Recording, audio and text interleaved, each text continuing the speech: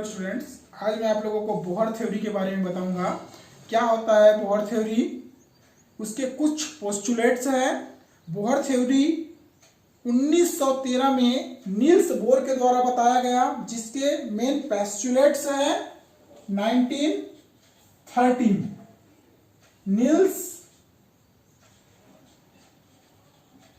Bore के द्वारा। परमाणु में इलेक्ट्रॉन नाभिक के चारों ओर वृत्ताकार मार्ग में घूमते रहते हैं।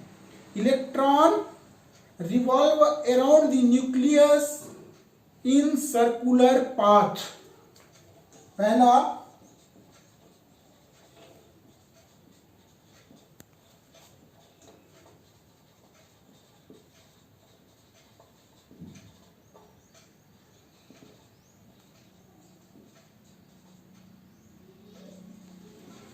सर्कुलर पाथ, वृत्ताकार मार्ग में।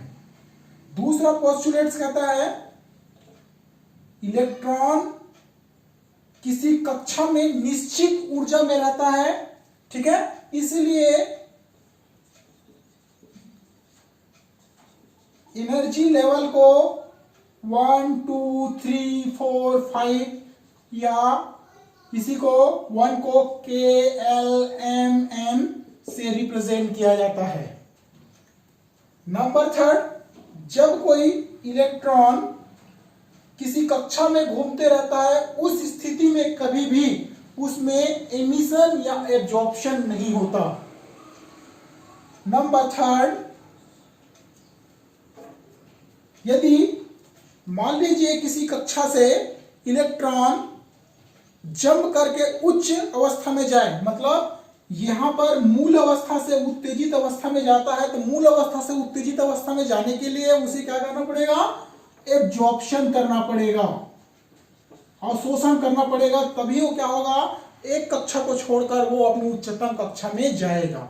दूसरी स्थिति में जब वो उत्तेजित अवस्था से, मतलब एक्साइटेड स्टेट से जब वो अपने ग्राउंड स्टेट में आता है, उस अवस्था में क्या करेगा, वो उसमें से कुछ एनर्जी को एमिट करता है, ठीक है, उसे एमिशन टाइप स्पेक्ट्रम या एमिशन टाइप एनर्जी कहा जाता है। अब इस अवस्था में एब्जॉर्प्शन और एमिशन जब हो रहा है किसी ऊर्जा का, तो क्या करेगा, वो प्रारंभिक अवस्था से अंतिम अवस्था में जाएगा, तो उसकी एनर्जी का मान delta 2 minus E2 minus E1।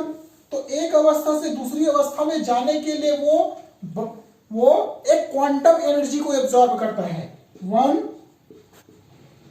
Quantum energy को एब्जॉर्ब करता है, और एक सेल से दूसरे सेल में इलेक्ट्रॉन का ट्रांसफर किसके रूप में होता है, बंडल के रूप में, बंडल के रूप में पाया जाता है।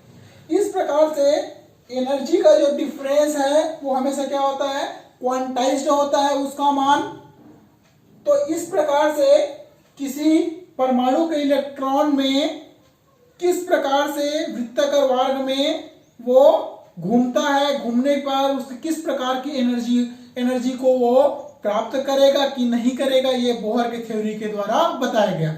इस बोहर के थ्योरी के कुछ लिमिटेशंस भी है। पहले लिमिटेशन को देखें हम।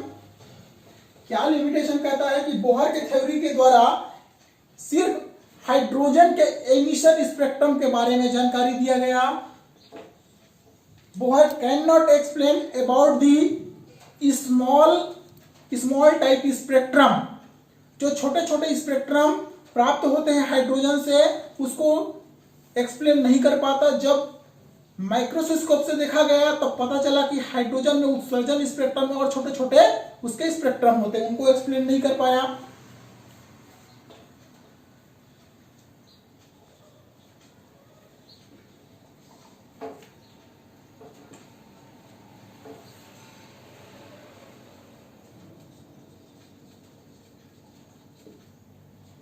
Can not explain.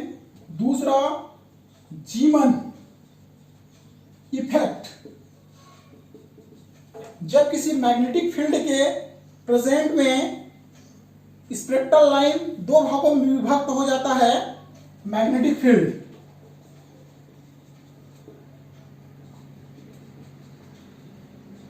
दो भागों में स्प्लिट हो जाता है, जिसे कहा जाता है जीमन इफेक्ट। तो इस स्पेक्ट्रा के द्वारा या बोहर के थ्योरी के द्वारा जीवन के प्रभाव को एक्सप्लेन नहीं किया गया। तीसरा, स्टार्क का प्रभाव, स्टार्क इफेक्ट। स्टार्क इफेक्ट होता है इलेक्ट्रिक फील्ड में, इलेक्ट्रिक फील्ड के प्रभाव से ये भी दो भागों में स्प्लिट होता है, इनकी भी व्याख्या नहीं किया गया। यह सिर्फ हाइड्रोजन के उत्सर्जन स्पेक्ट्रम की व्याख्या करता है, यह डी ब्रोगली और हेजनबर्ग अनसर्टेनिटी प्रिंसिपल का भी व्याख्या नहीं करता। अब नहीं करता तो अब हम देखते हैं कि हाइड्रोजन का स्पेक्ट्रम कैसे प्राप्त हुआ होगा। स्पेक्ट्रम ऑफ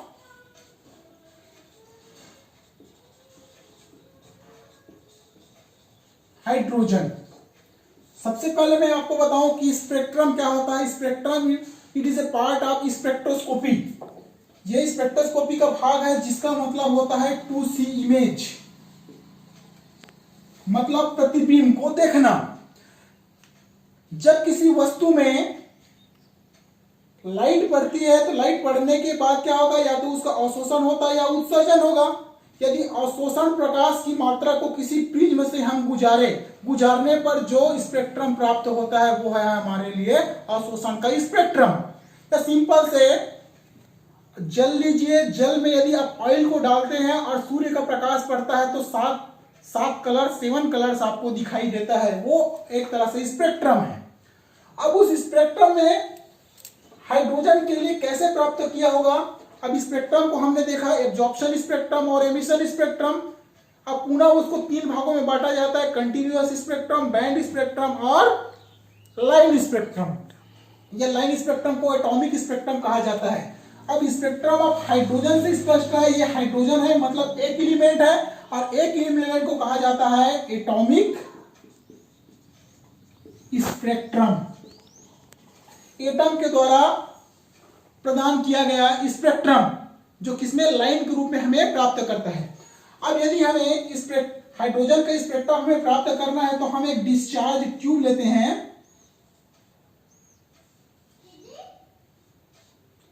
डिस्चार्ज ट्यूब में एक तरफ है एनोड, दूसरी तरफ है कैथोड, ठीक है। ये एक तरफ प्लस है तो दूसरी तरफ ये आपका माइनस है।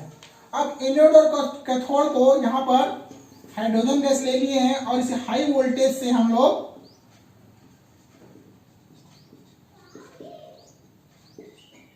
हाई वोल्टेज से जोड़ दिए। जोड़ने के बाद इसमें से रेड कलर का लाइट पास होता है। अब इस रेड कलर के लाइट जो पास हो रहा है उसको किसी स्पेक्ट्रम से गुजारने पर हमें 7 कलर दिखाई देता है। अब उस 7 कलर में जब दिखाई देता है तो हाइड्रोजन का जो स्पेक्ट्रम प्राप्त किया गया वो 4 बैंड के रूप में हमें प्राप्त हुआ, ठीक है। फिर उसको बढ़ते गया तो 4, 5 इस प्रकार से बैंड हमें प्राप्त हुआ। तो वो बैंड कैसे प्राप्त हुआ उसे समझने के लिए हम देखते हैं कि उसमें क्या क्या प्राप्त हुआ। तो पहला, यदि मान लीजिए यदि सेल ऑर्बिट 1 जिसे K से रिप्रेजेंट करते हैं, 2 को L से, यदि K से L में आ रहा है, ठीक है, K हमारा ग्राउंड स्टेट है और L हमारा एक्साइटेड स्टेट है। अब एक अवस्था से दूसरी अवस्था में जब जाएगा तो उसमें किस प्रकार से चेंजेस होगा, संक्रमण, तो कैसे हाइड्रोजन का स्पेक्ट्रम प्राप्त होगा। तो हाइड्रोजन के स्पेक्ट्रम को प्राप्त करने के लिए सबसे पहले इनकी सीरीज को देखें तो प्राप्त होता है लाइमन सीरीज। लाइमन सीरीज में क्या आता है, ठीक है, लाइमन सीरीज कक्षा n में n=1, ठीक है। जब किसी उत्तेजित अवस्था से, ठीक है, ऊर्जा किसमें आता है, n1 में वापसी आता है, ठीक है। किस अवस्था से n1 में वापसी आया, कहां से आया, n2, 3, 4, 5 इस अवस्था से जब वापस आता है तो उसको लेमन सीरीज कहा जाता है। तो इसमें वाइब्रेशनल की फ्रीक्वेंसी क्या होगी, RH reverse constant 1 n1 -1 upon n2 से हम इसको डिटरमाइन कर सकते हैं। पहली अवस्था, यहां पर ये क्वांटम नंबर है, प्रिंसिपल क्वांटम नंबर, क्वांटम संख्या का मान 1 2 3 4 एंड 5 है। ये इस अवस्था के लिए मूल अवस्था है और ये उच्चतम अवस्था है। तो यहां पर हम देख रहे हैं लेमन के लिए उच्चतम से निम्नतम, निम्नतम का मान क्या है, यदि वो N1 में वापस आ रहा है तब वो होता है लाइमन सीरीज। दूसरी सीरीज में हम देखें बाल्मर सीरीज, बाल्मर सीरीज में जब वो किसमें N2, कहां से N3 से N2 या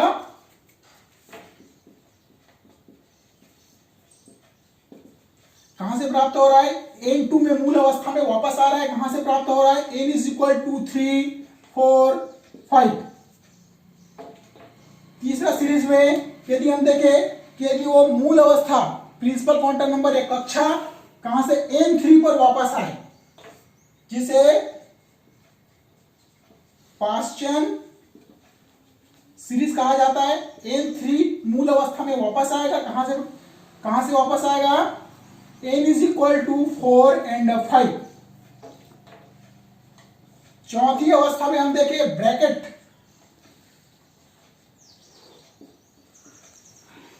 ब्रैकेट सीरीज में। अब इस अवस्था में क्या होता है, मूल अवस्था N4 पे प्राप्त हो रहा है, कहां से प्राप्त हो रहा है, N is equal to 5।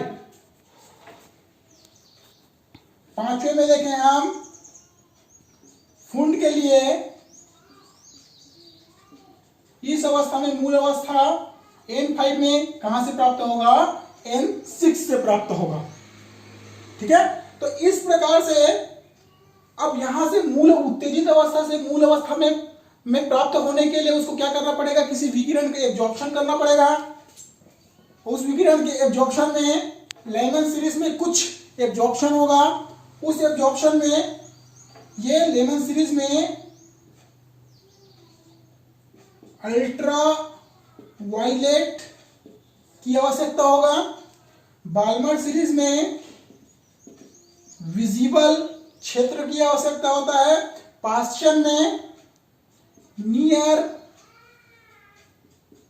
Infra red की आवश्यकता होती है, और ब्रैकेट में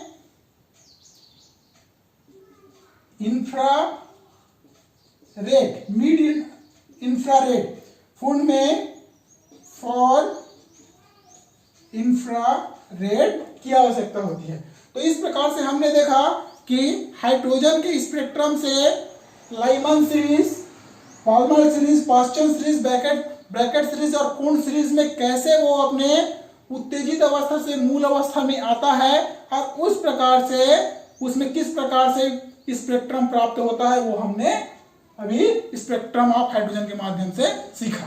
तो आई होप आप लोगों को बोहर की थ्योरी और स्पेक्ट्रम ऑफ हाइड्रोजन समझ में आया होगा। Thank you.